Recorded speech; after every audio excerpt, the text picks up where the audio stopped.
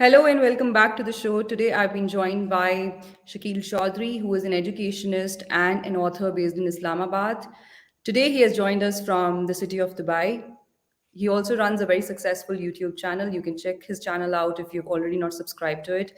Welcome to the show, Mr. Chaudhry. Thank you very much and congratulations on starting your own YouTube channel. Thank you. Thank you.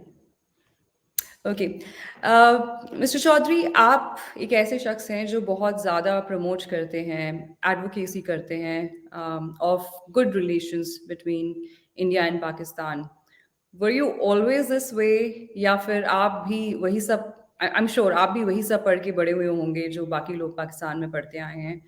तो क्या आप हमेशा से यही सोच रखते थे, या फिर आपकी सोच जो है वो ओवर द टाइम तब्दील हुई, और अगर वो सोच सच में तब्दील हुई तो वो क्या फैक्टर्स थे जिन्होंने आपकी सोच को तब्दील किया? That's a very interesting question. तो इससे भी ज़्यादा इंटरेस्टिंग बात यह है कि I started my studies at a madrasa, और वो एक देवबंदी मदरसा था. और देवबंदी आपको पता है कि वो दे वर नॉट एंटी इंडियन, अब भी कम है, कुछ हैं अभी भी जिहादी बन गए, लेकिन Deobandis were basically those the majority of Deobandis who actually stood by Congress. Maulana Azad कह लीजिए, हुसैन अहमद मदनी कह लीजिए, तो they were with the Congress and they were oppose to the two nation theory. तो मुझे शुरू में ही बड़ा क्यूरियोसिटी होती थी, एक तजस्सुस कह लीजिए था कि what did the two nation theory mean, and I would not gate satisfactory answers कि क्या टू नेशन थ्योरी में ये था कि सारे मुसलमान जो हैं वो पाकिस्तान चले जाएंगे, सारे हिंदू और सिख जो हैं वो इंडिया चले जाएंगे. So I came across conflicting interpretations of it. तो इस तरह से फिर पढ़ना लिखना शुरू किया, लोगों से बातचीत शुरू की. तो I don't think I was ever anti Indian, but with the passage of time I gain more clarity India Pakistan relations के हवाले से. और हमारे यहाँ एक मिथ ये भी है कि जी इंडिया जो है वो अखंड भारत चाहता है. India does not want good relations, but they want to annex Pakistan, Bangladesh and what not. कुछ लोग तो तिब्बत तक भी ले जाते हैं. हमारे एक सीनियर जर्नलिस्ट हैं हामिद मीर, वो ये कहते हैं कि कांग्रेस और बीजेपी की पॉलिसी में कोई डिफरेंस नहीं है, बोथ दीज पार्टीज वांट अखंड भारत. तो इतना सीनियर जर्नलिस्ट जो है, और उनकी रेपुटेशन ये है कि वो अच्छा पढ़ते लिखते हैं, he is not an ignorant journalist. तो वो भी जो है हैरत होती है कि इस तरह के आर्ग्यूमेंट्स वो देते हैं. उनके बड़े दोस्त हैं इंडिया में, इंडियन चैनल्स पे भी वो आते रहे हैं. तो उससे मुझे फिर जब बातचीत की, लोगों से पता किया, तो वो कहते हैं जी कि इंडिया में कोई सीरियस आदमी कोई कभी इस तरह की बात नहीं करता कि जी हम we are dying to have greater India, so to say, कि जिसमें अफगानिस्तान भी हो, पाकिस्तान भी हो, और बांग्लादेश भी हो, इवन तिब्बत भी हो. और बाकी मुल्कों में कहीं ये नहीं सुनने को मिलता. मतलब जब मैं कायदे आजम यूनिवर्सिटी में मास्टर्स कर रहा था इंटरनेशनल रिलेशंस में, एक इंडियन ऑथर की बुक थी फॉरेन पॉलिसी ऑफ पाकिस्तान पे, तो उसमें उन्होंने कहा कि अखंड भारत का जो लफ्ज है, ये phrase, this is heard more in Pakistan than in India. So that was a very interesting observation. तो अब मुझे हैरत होती है कि जो पाकिस्तानी इंडिया से अच्छे ताल्लुकात नहीं चाहते, what is their fear really. तो उस पर अनफॉर्चुनेटली हमारे यहाँ कोई खुल के बात नहीं होती, कोई फ्री एंड ओपन डिबेट नहीं है. तो उसकी वजह से बहुत नुकसान हुआ है पाकिस्तान को, कि हमने हर चीज को हश हश किया हुआ है, और लोग जो हैं जरा सा भी क्रिटिसिज्म करें अगर पाकिस्तान की पॉलिसी पे, तो it is equated with treason. तो ये एक बहुत ही अनफॉर्चुनेट बात है. जी, ठीक है. एक तो रहता है कि आपने ओवर द टाइम पढ़ा और आपको समझ में आया कि शायद हकीकत वो नहीं है जो हमारे यहाँ पे एक प्रिवेलेंट नैरेटिव है.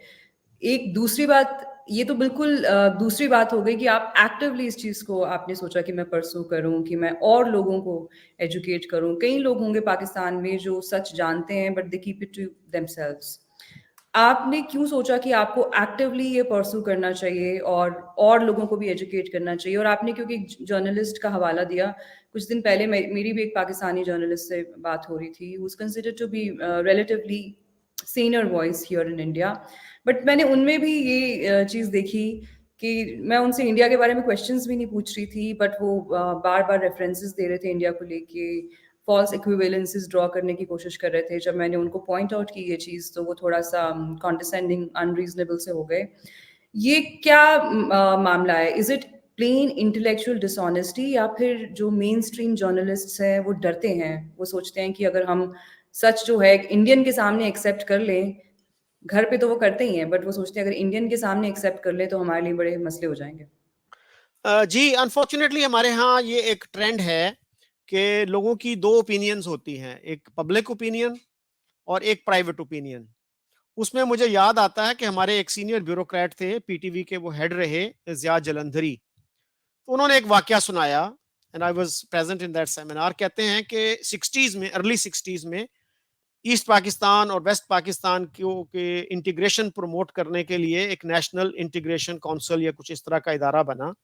उसमें हमने एक बहुत ही एमिनेंट हमारे आर्कियोलॉजिस्ट और हिस्टोरियन थे, Ahmad Hasan Dani, who was a gold medallist from Hindu Banaras university. तो उनको हमने बुलाया और उन्होंने बड़ा अच्छा लेक्चर दिया और हमारे जो है ना सारे खदशात और फियर्स जो थे वो खत्म कर दिए कि ये तो जनाब नेचुरल पार्टनर्स हैं, इनका रिलीजन भी एक है, कल्चर भी एक है, सब कुछ एक है, कोई खतरा नहीं। तो कहता जी वो लेक्चर खत्म हुआ तो मैं बड़ा खुशी खुशी उनके पास गया कि मैंने कहा प्रोफेसर साहब आपने तो हमारे you have put all our fears to rest. तो उस पे वो कहते हैं mister Jalandhari this was my public position. तो मैं बड़ा हैरान हुआ, मैंने कहा जी क्या मतलब? कहता yes my private opinion is different. उनका क्या है वो? कहता जी ये दोनों हिस्से ज्यादा देर इकट्ठे नहीं रह सकते। तो मैंने कहा जी what kind of time frame do you have in mind? उसने कहा ज्यादा से ज्यादा 25 साल, और आपकी स्टुपिडिटी से, आपकी हमाकत से ये वक्त जल्दी भी आ सकता है। सो इस तरह के पढ़े लिखे लोग भी जब किसी पब्लिक प्लेटफॉर्म पे आते हैं, अनफॉर्चुनेटली वो अपने कंफर्ट जोन से नहीं निकलते। अब बहुत सारे ब्यूरोक्रेट हैं, एम्बेसडर्स हैं, वो they will support me privately, लेकिन मैं जब कहता हूं कि आओ मैं आपका इंटरव्यू करता हूं, नहीं नहीं नहीं इंटरव्यू नहीं, उसको रहने दें, यू नो। सो ये है एक अनफॉर्चुनेटली कि लोग ओपनली वो बात नहीं करते, कंफर्ट जोन उनको बहुत अजीज होता है। और फिर इंटॉलरेंस जो है, इंटेलेक्चुअल इंटॉलरेंस भी तो है ना, कि आप जरा सी भी बात करेंगे तो आपके खिलाफ हो जाएंगे लोग।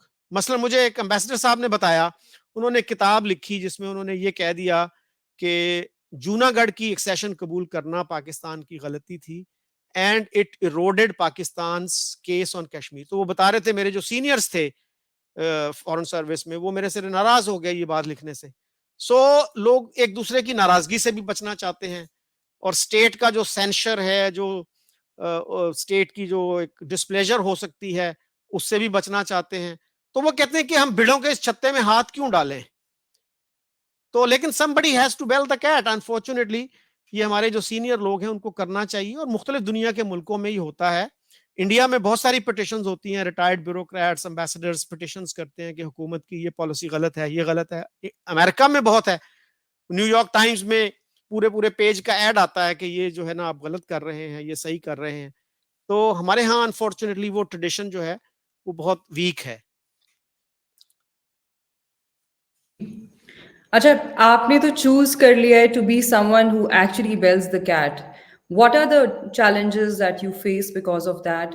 और आप दूसरों को क्या एडवाइस देंगे, स्पेशली इस किस्म के लोगों को जो प्राइवेटली एक ओपिनियन रखते हैं और पब्लिकली दूसरा रखते हैं, और अगर आप उनको कॉल आउट करें इस पे तो वो बड़ा ऑफेंस ले लेते हैं, क्योंकि अगर आप इतने ज़्यादा थिन स्किन्ड हैं, तो फिर तो आपको मीडिया इंडस्ट्री में तो होना ही नहीं चाहिए, and you rather shouldn't probably not have any opinion at all, especially public opinion, क्योंकि अगर आपका बड़ा strong public opinion है तो फिर लोगों का भी एक हक होता है कि वो आपको कॉल आउट कर सकें या आपको करेक्ट कर सकें जहाँ पे आप गलत हैं। So what is your advice to this kind of people? नहीं, वो चैलेंजेस तो हैं, बिलाशुबा हैं, लेकिन you have to actually be ready for that. और मैं बहुत मोहतात तरीके से, I think I talk very carefully with references, with evidence. तो इसके बावजूद भी बहुत सारे लोग हैं जो नाराज हो जाते हैं। वो कहते हैं जी कि हम लोग जो हैं वो इंडिया के नैरेटिव को प्रमोट कर रहे हैं। हमारे एक रिटायर्ड एम्बेसडर हैं, उन्होंने इस तरह का एक व्लॉग बनाया पिछले दिनों कि जितने भी इंडिपेंडेंट माइंडेड व्लॉगर्स हैं वो इंडिया से पैसे लेते हैं या कुछ ऐसा, you know. So that is very unfortunate. तो मैंने उनको एडवाइस किया, मैंने कहा उनके उस पर जाके लिखा, मैंने कहा सर आपने ये व्लॉग बनाया, उससे बेहतर होता कि जिनसे आपको शिकायत थी आप उनको इनवाइट करते, उनको कन्फ्रंट करते कि आप ये गलत कर रहे हो, ये सही कर रहे हो। तो why are you afraid of free and open debate? That is the tragedy. कि अगर आप समझते हो कि आपके पास स्ट्रॉन्गर आर्गुमेंट्स हैं, योर पोजीशन इज इनविंसिबल, तो भाई उनको फिर बुलाओ। Why are you afraid of the debate? तो वो बस ये कहते हैं कि जी पाकिस्तान ने आपको बहुत कुछ दिया है, तो बस आप पाकिस्तान के नैरेटिव को प्रमोट करें। उसका मतलब है हमारा जो नैरेटिव है, जो मैं पिछले 40-50 साल से नैरेटिव लेके चला हूं, उसी को सपोर्ट करें। So more of the same. So that is again very unfortunate कि कोई फ्रेश थिंकिंग नहीं होनी चाहिए। वो कहते हैं ना, the first law of holes is stop digging. तो वो उसके लिए भी तैयार नहीं है। They are too ingrained in that old fashion thinking कि भाई आप यही देख लो कि पाकिस्तान की इकोनॉमी आज कहां है, उसी से कुछ सबक हासिल कर लो। और वो अपने कंफर्ट जोन में रहते हैं। अब उनकी बड़ी अच्छी खासी पेंशन है, नए जॉब भी मिल जाते हैं और असाइनमेंट्स भी मिल जाती हैं। तो उनको उन 2.5 करोड़ बच्चों का कोई ख्याल नहीं है जो स्कूलों से बाहर हैं। उनका उन नौजवानों का नहीं है जो आज 10-10, 12-12 लाख रुपया लेके तो अपना खर्च करके वो दूसरे मुल्कों के जाली वीजे लेते हैं, यूनान जाते हैं, फ्रांस जाते हैं और रास्ते में जो है वो मौत का शिकार हो जाते हैं। तो अनफॉर्चुनेटली कोई इस तरह की रीथिंकिंग, कोई एक आउटरेज वो नहीं है कि भाई हमारी जो प्रायोरिटीज रही वो गलत रही। So it is never late to make amends. लेकिन वो उसके लिए अनफॉर्चुनेटली तैयार नहीं है। प्राइवेटली बहुत सारे लोग होंगे जो कहेंगे कि गलत थी पॉलिसी, लेकिन पब्लिकली नहीं कहेंगे। मसलन एक ऑस्ट्रेलियन था, ऑस्ट्रेलियन हाई कमीशन में कुछ देर के लिए वो आया हुआ था। तो वो कहने लगा कि मैंने जो है ना स्टाफ एंड उसको कहते हैं स्टाफ कॉलेज मिलिट्री का क्वेटा में, तो मैंने उससे पूछा, उसने कोर्स किया था, मेजर था शायद वो उस वक्त। तो मैंने कहा did you find any fresh thinking among Pakistani young officers? तो उसने बड़ी इंटरेस्टिंग बात की। कहता है if you meet them privately they would say yes, foreign policy, Pakistan foreign policy needs a paradigm shift and so on. लेकिन जब ग्रुप में होंगे, जब अपने सीनियर्स के सामने होंगे, उस वक्त नहीं कहेंगे ये बात। So this is wide spread. अच्छा, आपने कहा कि बहुत लोग ऐसे कहते हैं कि पाकिस्तान ने आपको बहुत कुछ दिया है। It's not that you chose to be born in Pakistan ना, and not that I chose to be born in India. I mean same goes for me. ये तो हम लोग, मैं इंडिया में पैदा हुई, आप पाकिस्तान में पैदा हुए, तो ऑफ़ कोर्स हर इंसान को अपने मुल्क से प्यार होता है और होना भी चाहिए। पर what do people mean by this जब वो कहते हैं कि पाकिस्तान ने आपको बहुत कुछ दिया है, इसलिए आप तनकीद का निशाना पाकिस्तान को ना बनाएं, जबकि ऐसा कहा जाता है, अगर जो पेरेंट्स भी होते हैं ना, वो भी अपने बच्चों का क्रिटिसिज्म तो करते हैं ना। ऐसा नहीं है कि वो उनसे प्यार नहीं करते। इनफैक्ट जब आप किसी शख्स से या किसी चीज़ से ज़्यादा प्यार करते हैं, तो आप कोशिश करते हैं उसको जितना ज़्यादा तराशा जा सके उतना उसको तराशें। तो ये तो जो क्रिटिकल पेट्रियटिज्म होता है, ये तो बड़ा अच्छा होता है आपके मुल्क के लिए ना, क्योंकि आप उसी से तो बेहतरी ला सकते हैं। आप ऐसे झूठ बोले लोगों से जिससे किसी का कोई फ़ायदा ना हो, उससे तो अच्छा है कि आप अनकम्फर्टेबल ट्रूथ्स बोलें, जिससे लोगों का फ़ायदा हो। Exactly exactly. तो बिल्कुल यही बात है। तो मेरे शो का नाम भी क्रिटिकल पेट्रियट मैंने रखा इसी वजह से। और वेस्टर्न कंट्रीज में आप देखें तो critical patriotism is considered a very good thing. American education system में तो इसको बहुत प्रमोट किया जाता है। अनफॉर्चुनेटली हमारे यहाँ तो इस तरह की टर्म यूज भी नहीं, कहीं मैंने सुना नहीं किसी से कभी इस तरह से कि क्रिटिकल पेट्रियटिज्म होना चाहिए। We have more of blind patriotism. तो वो जो है ना, राइट और wrong my country, so that is I think a wrong approach. कि अगर आपका मुल्क सही है तो आप सपोर्ट करें। You don't harm your country deliberately, ये मैं बिलीव करता हूं। लेकिन wherever you find a flaw in policy, wherever you find something wrong, तो उसको क्रिटिसाइज ना करना, वो मेरे ख्याल में एक you are doing a disservice to the country. So criticism के बगैर कोई इंप्रूवमेंट हो नहीं सकती।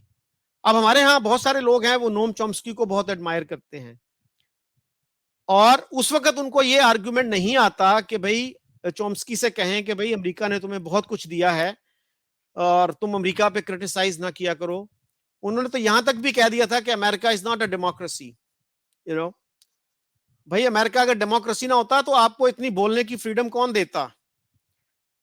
सो अरुणधति राय जो है, वो हमारे जो पेट्रियाटिक लोग हैं उनको बहुत अच्छी लगती है, उनको वो ये आर्गुमेंट नहीं देते जो हमें देते हैं. सो that's very इंटरेस्टिंग सिचुएशन. पर इसी तरह से हमारे यहाँ सेकुलरिज्म पे बड़ा वो होता है कि हम चाहते हैं कि इंडिया सेकुलर हो, वेस्टर्न कंट्रीज भी जो हैं वो सेकुलर हो, लेकिन जो मुस्लिम मेजॉरिटी कंट्रीज हैं उनको सेकुलर नहीं होना चाहिए. So secularism is bad for Muslim countries, Muslim majority countries, and it is good for non Muslim majority countries. तो इस तरह के हमारे हैं कुछ कॉन्ट्रडिक्शंस. इंटेलेक्चुअल स्किट्सोफ्रीनिया इसको कह लीजिए, या कोई भी नाम आप इसको दे लें. जी. How do you look at this equivalence जो बहुत सारे Pakistanis time and again draw करते हैं कि अगर हमने हिंदुस्तान में दहशतगर्दी की, तो हिंदुस्तान ने भी हमारे यहाँ दहशतगर्दी की. इनफैक्ट जिन जर्नलिस्ट का मैंने कुछ देर पहले इंटरव्यू किया, उन्होंने बोला कि हम दोनों को ही वायलेंस से सीखना चाहिए. आपने हमारे यहाँ वायलेंस की, हमने आपके यहाँ वायलेंस की. बात ये है कि कुछ साल पहले तक तो ये बात ढके छुपे अंदाज में भी नहीं होती थी. पाकिस्तान में बड़ी ओपनली ये बात होती थी कि जी हम मुजाहिदीन ट्रेन करते हैं और उनको हम कश्मीर भेजते हैं, और उसामा बिन लादेन भी हमारा हीरो है, तो हाफिज सईद भी हमारा सईद भी हमारा हीरो है. पर अब इस चीज को थोड़ा सा इस पे लोग आपको बैकफुट में नजर आते हैं. वो हो सकता है सैंक्शंस की वजह से हो, या फिर एक जो दुनिया भर में पाकिस्तान की बदनामी हो चुकी है, जो भी उसका रीजन हो. But what is your personal opinion? How do you look at this equivalence? Is it fair to draw that equivalence? क्या इंडिया ने पाकिस्तान के साथ अपनी तरफ से कोई एनिमोसिटी रखी है शुरू से? अच्छा, इसमें इसमें जो है ना बड़ा इंटरेस्टिंग है कि हमारे यहाँ बहुत सारे लोग ये कहते हैं कि जी जब तक प्राइम मिनिस्टर मोदी है ना पावर में, तो हमारे रिलेशंस अच्छे नहीं हो सकते. तो आई आस्क देम कि did history start in 2014 when he came to power, या उससे पहले की भी कोई हिस्ट्री है? और फिर ये जो कहा जाता है कि जी बीजेपी के आने से मुसलमानों की जिंदगी बहुत अजीरन हो गई है, तो I quote them Zulfikar Ali Bhutto statement that he made in 1968. और उन्होंने कहा था कि इंडिया के मुसलमानों के खिलाफ जो है ना एक कैंपेन चल रही है एक्सटर्मिनेशन की, उनको खत्म करने की. तो इसी तरह जो है टेररिज्म का भी है. तो अब उसमें जो है लोग कुलभूषण यादव का नाम लेते हैं, उसके अलावा ट्रेन जो थी वो समझौता ट्रेन, उसका नाम लेते हैं. लेकिन अब क्वेश्चन ये भी आता है ना कि उससे पहले की जो हिस्ट्री है उसमें क्या कुछ होता रहा. और अगर आप बात करते हैं कि जी ठीक है, जो समझौता एक्सप्रेस थी उसका उसका होना चाहिए प्रॉपर, उसकी प्रोसिक्यूशन होनी चाहिए, उसका ट्रायल होना चाहिए, you are within your rights. लेकिन उससे मतलब उससे पहले की जो हिस्ट्री है उसको आप कैसे निगेट कर सकते हैं? तो अनफॉर्चुनेटली हमारी जो पॉलिसी थी, जैसे कश्मीर में हमने वो शुरू कर दिया, 47 में ही शुरू कर दिया. उस पे तो हमारे एक रिटायर्ड कर्नल हैं जो मैं कई दफा कोट कर चुका हूं, सिकंदर खान बलोच, उन्होंने लिखा, और नवाए वक्त में लिखा, which is a very anti Indian newspaper, और ये 2013 की मेरे ख्याल में बात है, कि the biggest factor which prompted Jammu and Kashmir's accession to India was our tribal invasion. तो इस तरह की बातें कहीं कहीं आ जाती हैं, लेकिन उनको एक रेजोनेंस नहीं मिलती.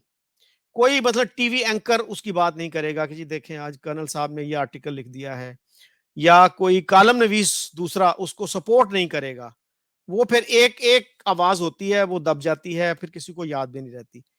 या टेक्स्ट बुक्स हैं जैसे हर बच्चे को पढ़नी पड़ती हैं, तो उनमें अगर आप हेट पढ़ाएंगे तो वो बच्चों का जहन जो है बहुत अर्ली ऑन वो खराब कर देगी. अब मुझे याद पड़ता है कि 2008 में मैंने एक कम्युनिकेशन स्किल्स पे ट्रेनिंग करवाई, उसमें लाहौर से एक खातून आई हुई थी. तो वो कहने लगी कि मेरा बच्चा जो है वो उस वक्त शायद 4th ग्रेड में था, तो मुझे पूछने लगा कि मम्मा मेरी क्लास में एक हिंदू बच्चा है, मैं उससे दोस्ती कर लूं? तो मैंने कहा अगर अच्छा लगता है तुम्हें तो दोस्ती कर लो, मुझसे क्यों पूछते हो? क्या लगा एक प्रॉब्लम है, सारी क्लास ने एका किया है कि चूंकि वो बच्चा हिंदू है उससे कोई दोस्ती नहीं करेगा.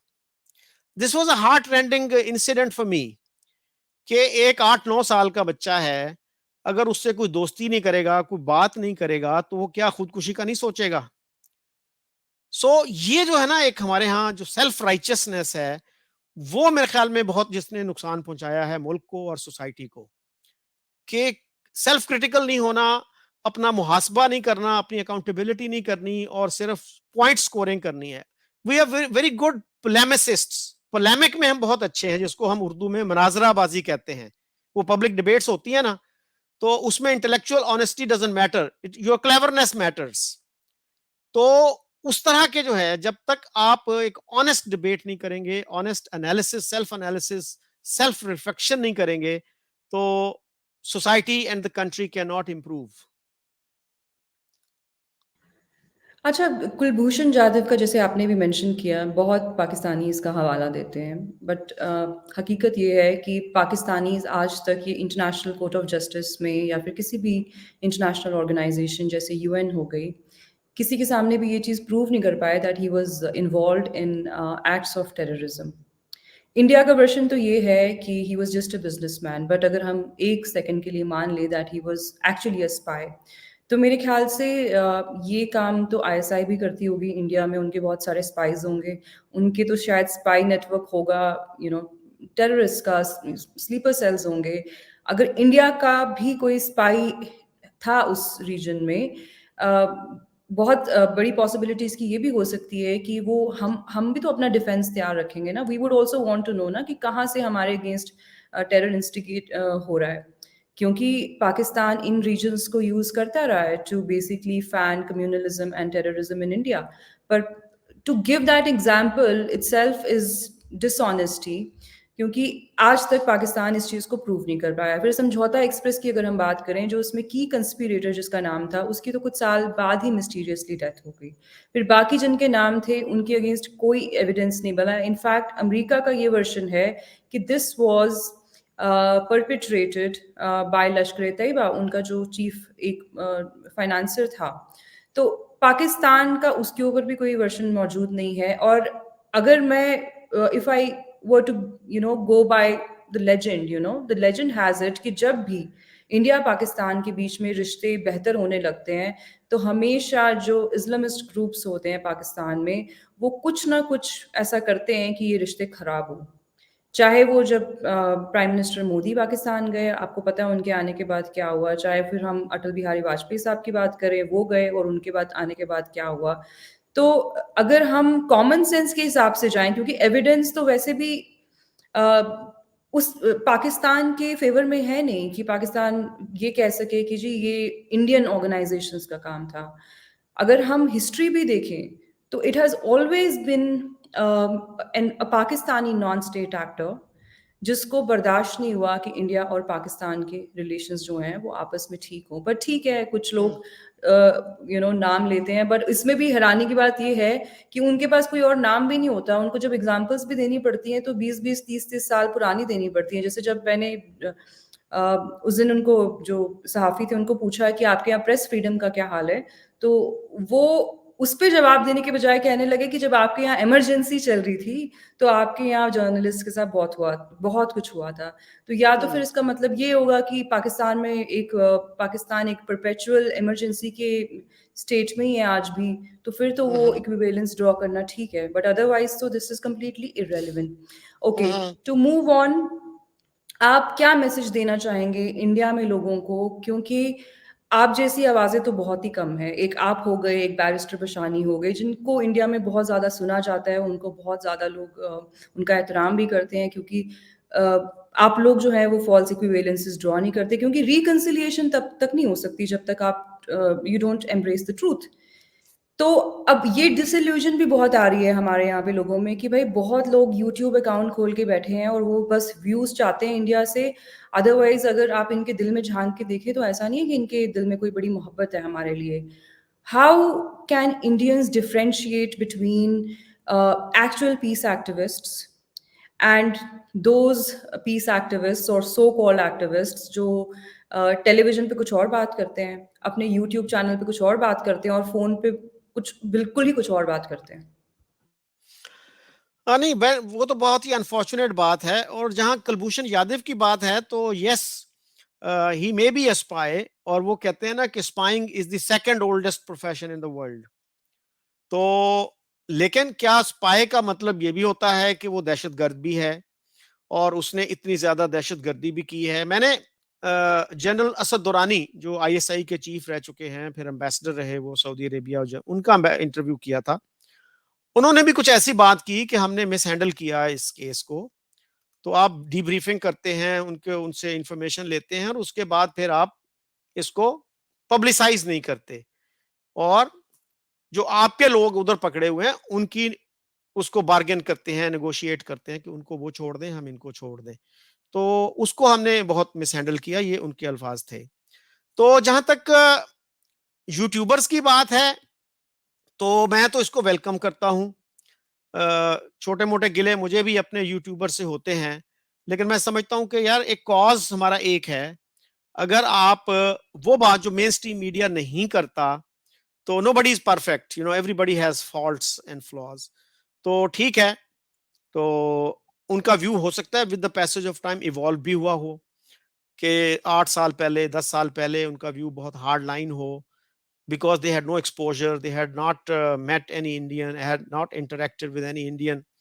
तो इस तरह के मुझे भी प्लेजेंट एक्सपीरियंसेस हुए हैं। एक साहब थे जिन्होंने मेरे फेसबुक पे आके लिखा कि without having hate for India and Hindus, Pakistan can not survive. तो जब मैंने उनका इंटरव्यू किया, ही प्लेजेंटली सरप्राइज्ड मी कि नहीं नहीं, अच्छे ताल्लुकात होने चाहिए।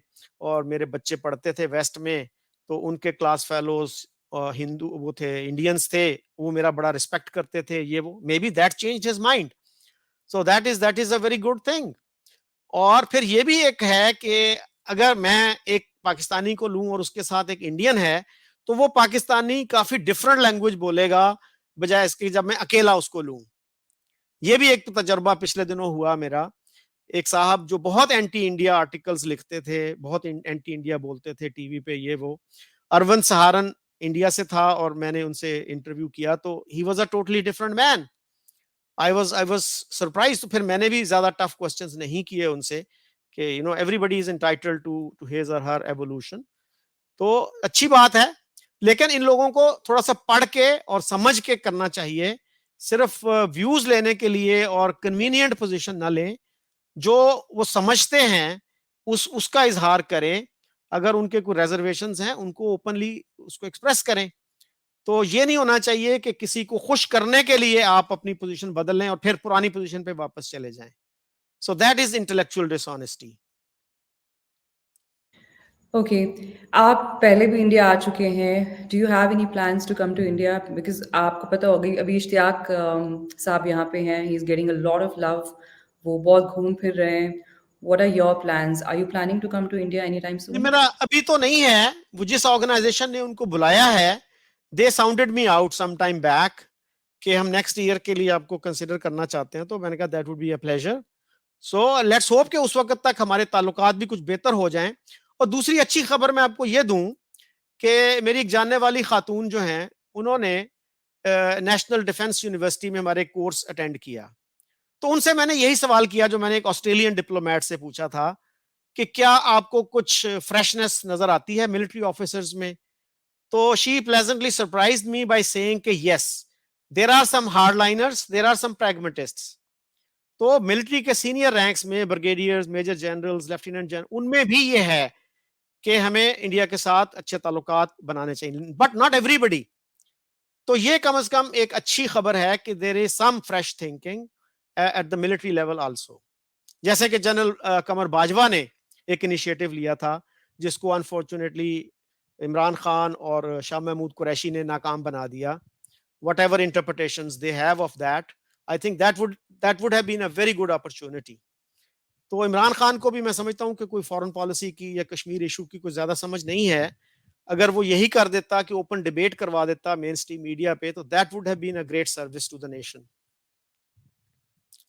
जी, I I was about to wind up, क्योंकि पर आपने ये चीज़ मेंशन की, मैं इस पे आपके कमेंट लेना चाहूँगी कि एक तरफ से कहा जाता है कि पाकिस्तान का जो प्राइम मिनिस्टर होता है वो डमी होता है। इमरान खान साहब अब खुद ही ये कहते हैं कि I did not have power to take any significant decisions.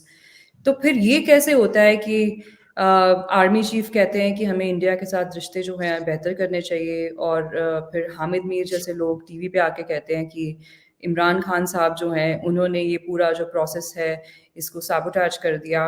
और फिर हामिद मीर साहब के आपने खुद के कमेंट्स भी सुने होंगे, उन्होंने तो कहा इस चीज़ के लिए तो बाजवा साहब जो हैं उनका कोर्ट मार्शल होना चाहिए। क्या रियलिज्म को लेके चलना या प्रैग्मेटिक सोच रखना, क्या ये इस ज़ुमरे में आता है कि आप अपने मुल्क के साथ गद्दारी कर रहे हैं, आपका कोर्ट मार्शल हो? नहीं, मेरा नहीं ख्याल कि कोई गद्दारी थी ये। और एक्चुअली मैं समझता हूँ कि जनरल बाजवा को एक एडवांटेज था। He had served with the Indians in Africa as part of the UN forces, और उससे मेरा ख्याल है कि उनको एक इंडियन पर्सपेक्टिव तक उनको रसाई मिली, और उनके ज़हन में वो चीज़ थी। जब उन्होंने खुद देखा कि इकोनॉमी के ये बुरे हालात हैं, तो he thought of reaching out to India. तो ये जो बात है, सिविलियंस जो हैं उनके पास पावर नहीं होती, दिस इज ट्रू। और यही मैं कहता हूं कि it was a golden opportunity. Imran Khan साहब अगर अकलमंदी का मुजाहरा करते तो बाकी लोगों से कंसल्ट करते, पीपल्स पार्टी के पास अपने किसी बंदे को भिजवा देते, पीएमएलएन के पास भिजवा देते, बाकी जो पार्टीज हैं छोटी उनके पास भिजवा देते कि यार this is a golden opportunity, आप क्या कहते हो इसके बारे में। कुछ तो उनको सोच समझ के इकदाम करना चाहिए था। वरना यही होता है कि सिविलियन लीडरशिप जो है वो इंडिया के साथ अच्छे ताल्लुकात चाहती है, मिलिट्री वाले कहते हैं कि नहीं। तो this was quite the reverse of that. तो it is very unfortunate that this opportunity was lost. जी, बट मेरा ये मानना है कि पाकिस्तान में चाहे आप पॉलिटिकल लीडरशिप की बात करें या मिलिट्री लीडरशिप की बात करें, आपको एक होमोजेनिटी नहीं मिलेगी। जैसे आपने कहा मिलिट्री में अभी भी कुछ वॉइसेस हैं जो कहती हैं कि पीस होना चाहिए, कुछ कहती हैं कि जिनकी बड़ी रेडिकल पोजीशन है जो कहते हैं कि नहीं होना चाहिए। आई थिंक पॉलिटिक्स में भी इसी तरह से है, और ये एक फंडामेंटल फ्लॉ है पाकिस्तान के साथ, चाहे आप सियासी क़यादत की बात करें या फ़ौजी क़यादत की बात करें। क्योंकि इंडिया में तो जो आर्मी चीफ कह देता है फिर वही होता है, फिर नीचे कौन क्या कह रहा है it doesn't really matter. And अगर प्राइम मिनिस्टर कोई डिसीजन ले लेते हैं तो फिर वही चलता है ना, इट डज़न्ट रियली मैटर कि होम मिनिस्टर क्या सोच रहे हैं और क्या। Of course everybody sits and deliberates together, but I think ये भी बड़ा आपके साथ आपकी कंट्री के साथ फ्लॉ है कि हर किसी की अपनी एक ज़ुबान है, and people put their own interests before the interests of the nation, and that pretty much explains the current situation in Pakistan. Okay, on that note, I would conclude for today. अगर आपके कोई remarks हों जो रह गए हों, मतलब थोड़ा सा ये short में हो गया आज, आप भी कहीं आपको जाना है, तो जी I hope we will get to talk again soon. But अगर आपके कोई remarks हो, जी जी, concluding मैं यही remarks. कहूंगा कि वो बड़ी एक अच्छी अपॉर्चुनिटी थी, और इमरान खान और शाह महमूद कुरैशी ने वो अपॉर्चुनिटी जो थी वो जाये कर दी। और बेसिकली वही है ना, जो जो नैरेटिव हमें इतने अरसे से पढ़ाया गया, जो दिया गया, they could not think of departing from that. हालांकि अगर उन्होंने कुछ इसका स्टडी की होती, मुतालिया किया होता, या एक्सपर्ट्स को बुला लेते वो, और सिर्फ फॉरेन ऑफिस के रिटायर्ड एम्बेसडर्स को नहीं, फॉरेन सेक्रेटरीज को नहीं, बाकी जो लोग हैं, बिजनेस कम्युनिटी है, बाकी एकेडमिया है, बाकी लोगों को, जर्नलिस्टों को वो बुलाते, एक ओपन डिबेट होती तो बहुत अच्छा होता। उन्होंने क्या किया कि जनरल बाजवा के सामने रिटायर्ड एम्बेसडर्स और फॉरेन सेक्रेटरीज को बिठा दिया, और उनको पहले से ब्रीफ कर दिया कि इस तरह से तुमने अपोज करना है इस इनिशिएटिव को। सो that is very unfortunate. So thank you very much. Thank you so much again for your time today at a very short notice. Okay, so that's all for today, viewers. We will meet again. Till then, do not forget to subscribe to my channel. Bye for now. All the best. Thank you.